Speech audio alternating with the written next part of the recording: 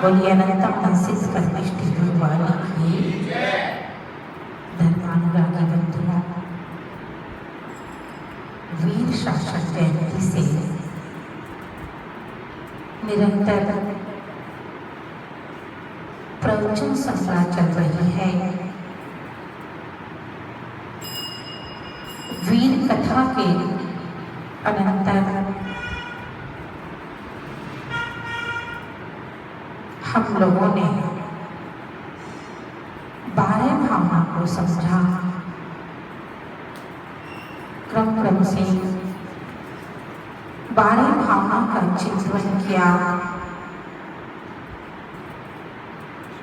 कि 12 भावना भाने से हमारे अंदर किस प्रकार से जागृति होती है, किस प्रकार से वैराग्य के भाव जागृत होते हैं। हमें निरंतर 12 भावना का चिंतन करते रहना चाहिए। जब हमारे अंदर 12 भावना का चिंतन जागृत होने लगता है, वीर प्रभु ने भी 12 भावना भाई थी, वैराग्य की लहर तोड़ पड़ी, मुक्ति पथ की ओर बढ़ गए, मुक्ति सुंदरी को प्राप्त कर लिया। आज 12 भावना की चर्चा नहीं, आज हमें 12 भावना के बाद सम्यक दर्शन की चर्चा करनी है, क्योंकि सम्यक दर्शन को मोक्ष महल की प्रथम सीढ़ी कहा गया है। जिस प्रकार से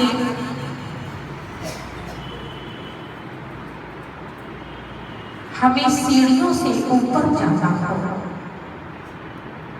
तो पहली सीढ़ी पर ही पैर रखना होगा, तभी हम ऊपर चढ़ पाएंगे और एकदम से ऊपर चढ़ने का प्रयास करेंगे तो गिर जाएंगे। इसीलिए हमें सम्यक दर्शन को समझना है कि सम्यक दर्शन है क्या चीज। सम्यक दर्शन की परिभाषा करते हुए हमारे आचार्यों ने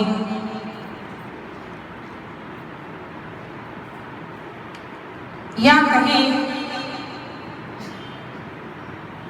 कि जब वीर प्रभु के समोषण में राजा शैनिक पहुंचे तो राजा शैनिक ने वीर प्रभु से कहा,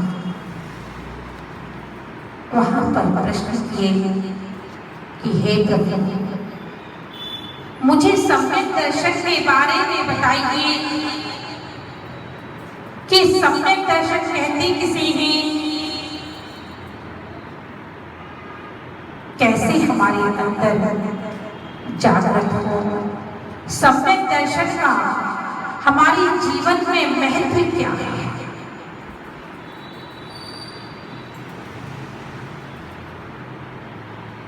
तो प्रभु की वाणी में निकला कि जो वस्तु जैसी है उसको उसी रूप में देखना सम्यक दर्शन है। तत्वार सूत्र में सम्यक दर्शन की परिभाषा की है,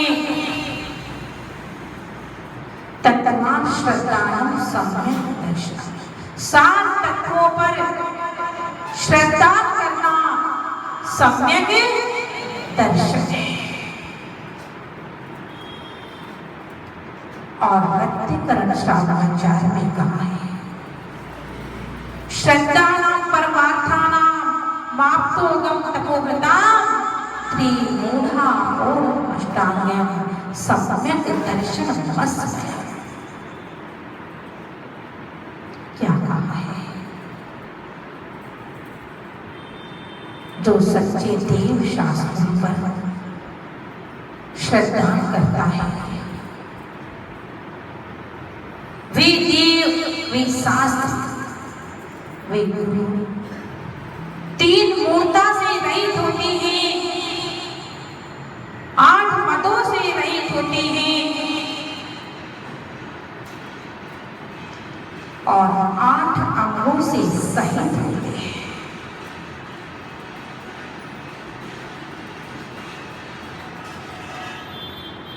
तीन मूर्ता,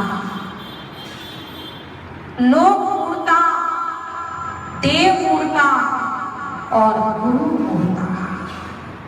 8 मद, जिसको हम अहंकार कहते हैं। 8 भागों में विभाजित किया गया है मद को। किसी को ज्ञान का मद हो जाता है, किसी को रूप का मद हो जाता है, किसी को कुल का हो जाता है, किसी को बल का हो जाता है, किसी को रिद्धि का हो जाता है, किसी को वैभव का हो जाता है, जाति का हो जाता है।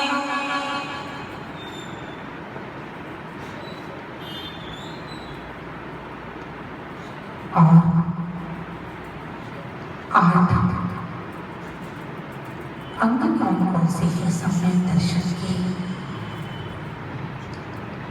जो 8 अंग सम्यक दर्शन के हैं, हमें पहले उनको समझना है। जब तक हम उनको नहीं समझेंगे, कहा भी है कि शरीर का एक अंग भी कम हो जाए तो वह व्यक्ति मंगल कार्य करने के योग्य नहीं होता है। वह ना तो पूजन कर सकता है, ना वह प्रक्षाल कर सकता है, ना वह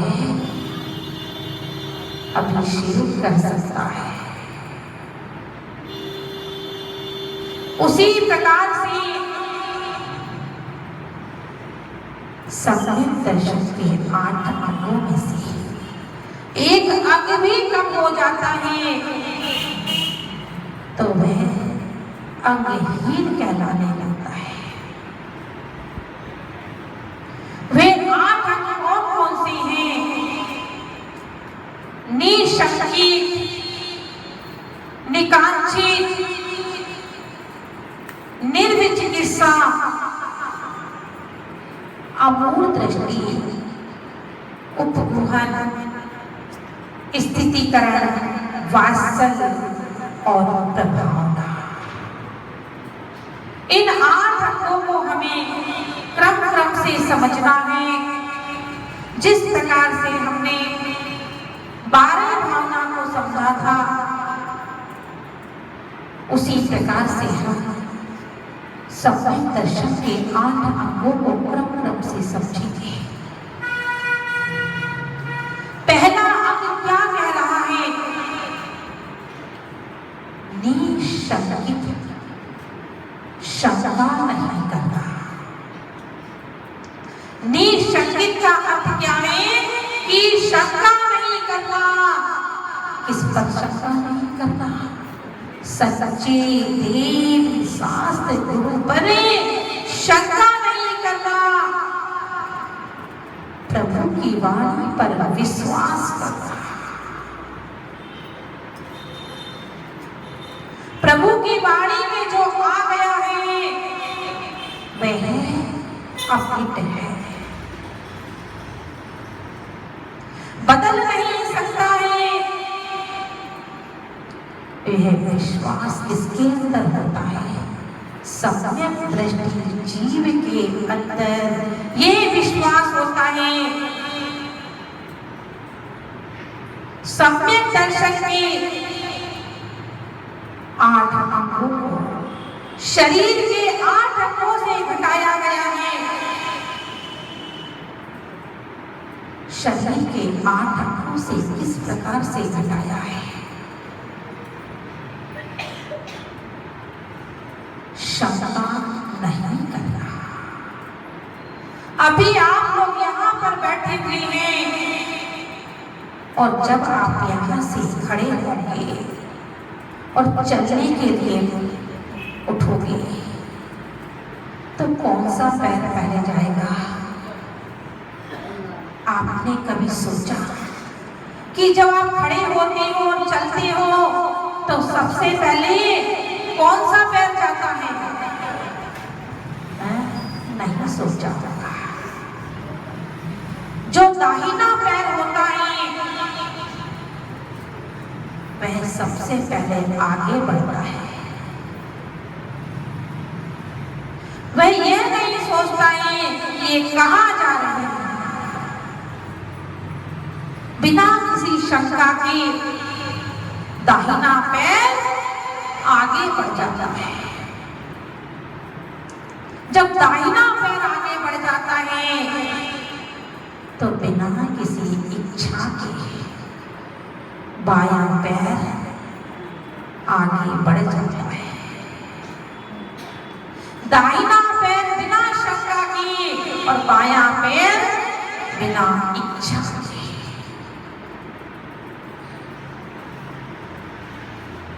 दो अंग हो गए, निशंकित और निकांक्षित।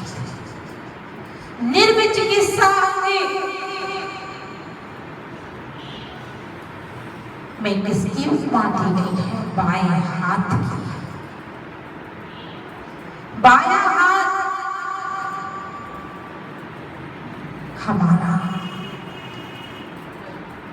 गंदगी को साफ करने के लिए आगे सहज में बढ़ जाता है। इसलिए निर्विचिकित्सा में बाएं हाथ की उपमा दी है। अमूढ़ दृष्टि में पीठ की उपमा दी है। क्यों? क्योंकि कहा है सही और गलत का निर्णय करना। यदि कोई बात गलत लग रही है, सामने वाला नहीं समझ पा रहा है तो उस तरफ से पीठ कर देना।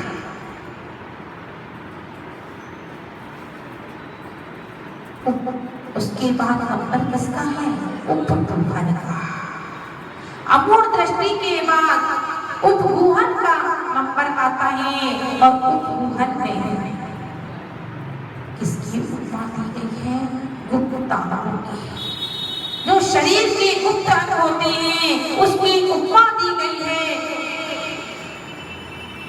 इसलिए कि दूसरों के अवगुणों को छुपाना। सम्यक दृष्टि जीव जो होता है वह दूसरों के अंदर कोई अवगुण होते हैं उसे छुपाने का प्रयास करता है।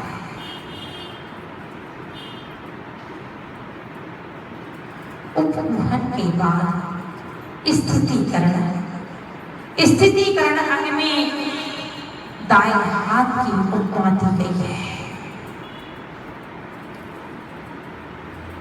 जब कोई व्यक्ति धर्म मार्ग से विचलित हो रहा हो तो उसे किस प्रकार से धर्म मार्ग में लगाए।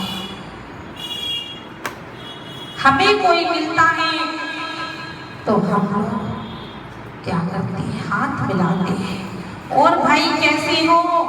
हाथ मिलाने में कौन सा हाथ आगे बढ़ता है?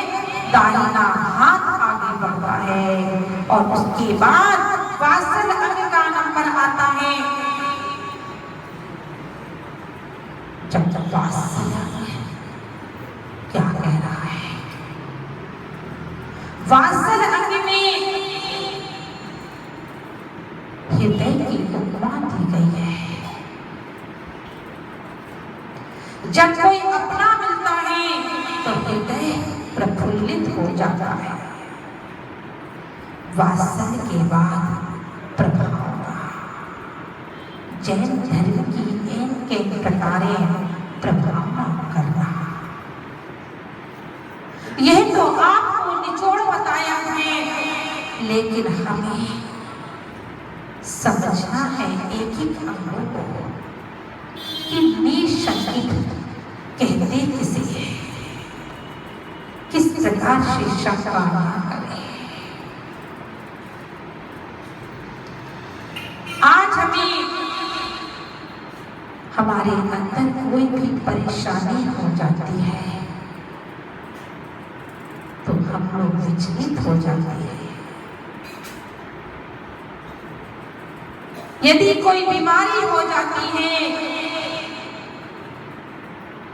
तो हमें, जब हम डॉक्टर के पास जाते हैं और जब डॉक्टर के पास जाते हैं और डॉक्टर ने कह दिया आपको फलानी बीमारी है, विश्वास करोगे कि नहीं करोगे? कर लोगे। जिस प्रकार से हमारा विश्वास डॉक्टर के ऊपर है, आप धोबी को कपड़े धुलने के लिए देते हो, धोबी को प्रेस करने के लिए वस्त्र देते हो, कपड़े देते हो, तो धोबी से यह नहीं पूछते कि भाई तो कपड़े जला तो नहीं देगा। धोबी के ऊपर विश्वास करके उसे वस्त्र दे देते हो। कहीं जाते हो तो पड़ोसी को चाबी थमा देते हो कि भाई मेरा बेटा आएगा, वह आपसे चाबी मिलेगा। जितना विश्वास आपको डॉक्टर के ऊपर है, धोबी के ऊपर है, पड़ोसी के ऊपर है, उतना विश्वास यदि तीन लोग के नाथ के ऊपर हो जाए,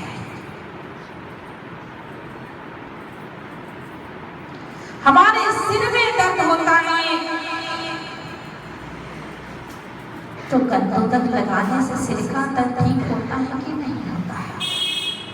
हो जाता है। इसका मतलब आप लोग समय दृष्टि हो, आपको दवाई खाने की जरूरत नहीं पड़ती है ना? सिर का दर्द होता होगा तो दवाई नहीं खाते होंगे, नहीं खाते होगा, खाते हो। कोई दिला रहा है कि हम दवाई खाते हैं और कोई कह रहा है कि नहीं खाते हैं। विश्वास की बात है, श्रद्धा की बात है, आस्था की बात है कि हमारी आस्था कितनी मजबूत है। अरे मीरा का जहर का प्याला अमृत बन गया और आपको कोई जहर का प्याला मिल गया, क्या करोगे? पी लोगे? नहीं पियोगे? हाथ हिल रहे हैं कि नहीं पियोगे? अरे भक्ति के प्रभाव से मीरा का जहर का प्याला अमृत बन गया। अंजन निरंजन बन गया।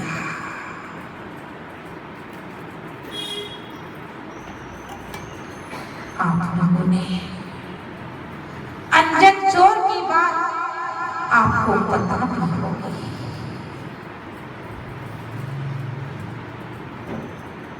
कि अंजन निरंजन किस प्रकार से बना, किस प्रकार से उसके अंदर श्रद्धा जागृत हुआ। वह अंजन जिसे वेश्या से लगाव हो गया था और जब वेश्या से लगाव हो गया, वेश्या की हर पूर्ति करने लगा।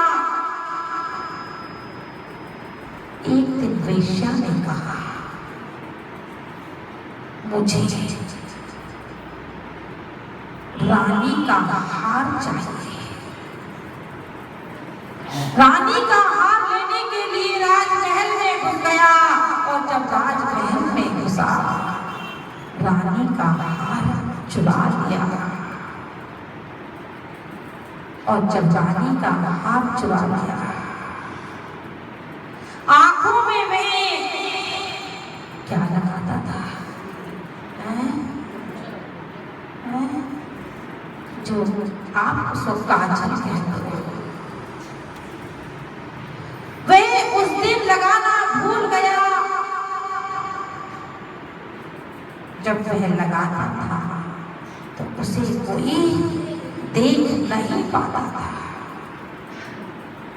उस दिन लगाना भूल गया उसने हार तो चुरा लिया। हार की चमक इतनी अधिक थी कि जैसे ही वह बाहर निकला हार की चमक से जो चौकीदार थे सिपाही थे उन्होंने देख लिया कि कोई रानी का हार चुरा करके ले जा रहा है। चोर उसके पीछे पीछे दौड़ने लगे। अब वह आगे आगे और चोर जो चोर था वह क्या चोर पीछे पीछे नहीं था सिपाही पीछे पीछे थे। चोर आगे आगे और सिपाही पीछे पीछे। प्राण बचाना मुश्किल हो गया और जब प्राण बचाना मुश्किल हो गया अब तो मैं पकड़ा ही जाऊंगा।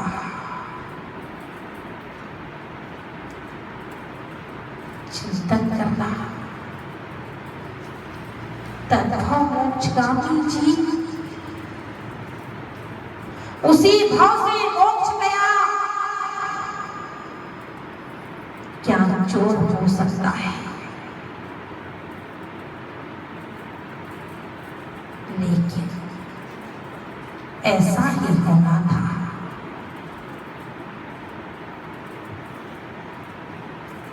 आगे बढ़ा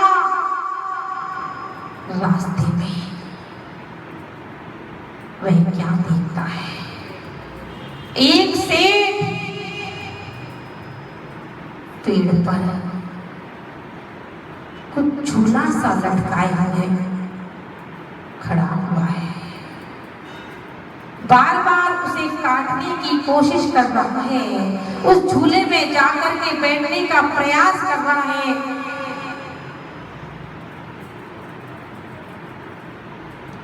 लेकिन नहीं कर पा रहा है। वह अंजन जिसे हम चोर कहते हैं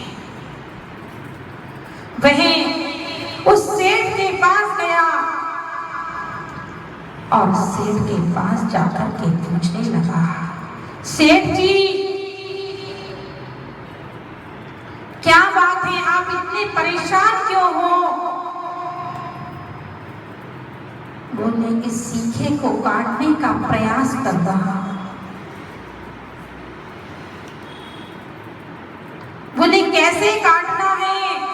बोले इस सीखे में बैठ करके और मुझे इनकी रस्सियों को काटना है और जब मैं पूरी रस्सी काट लूंगा तो मुझे सिद्धि प्राप्त हो जाएगी।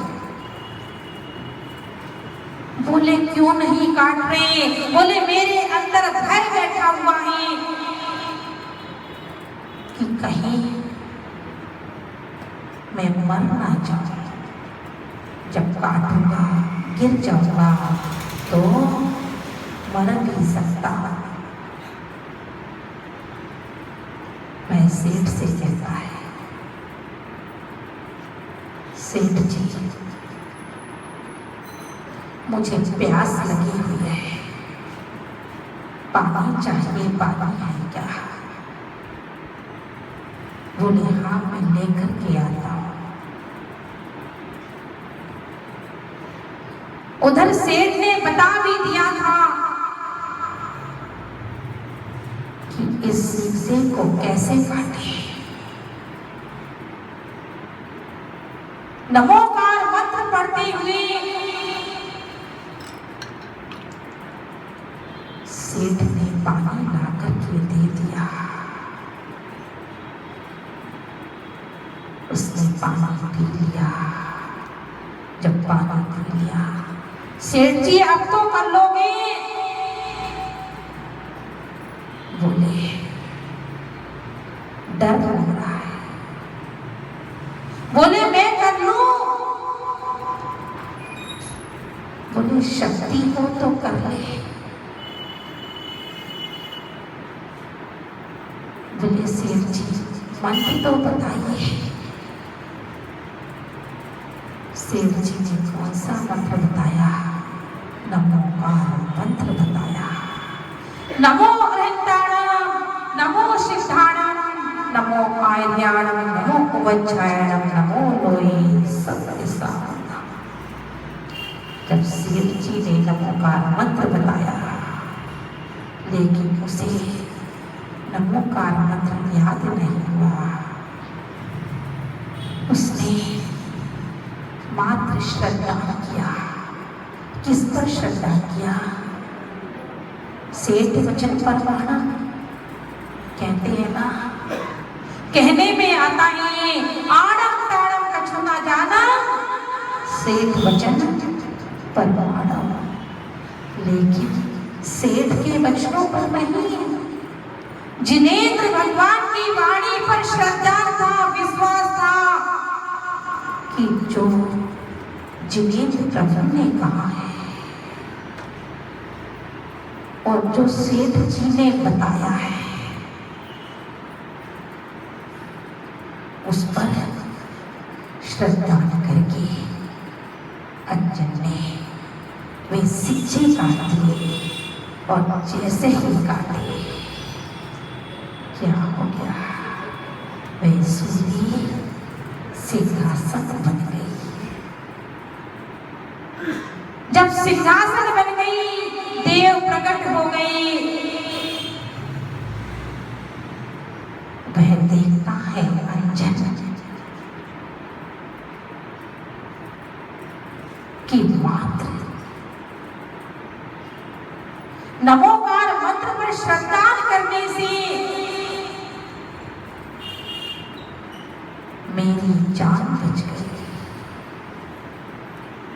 उधर सिपाही भी आए, सिपाही भी नतमस्तक हो गए।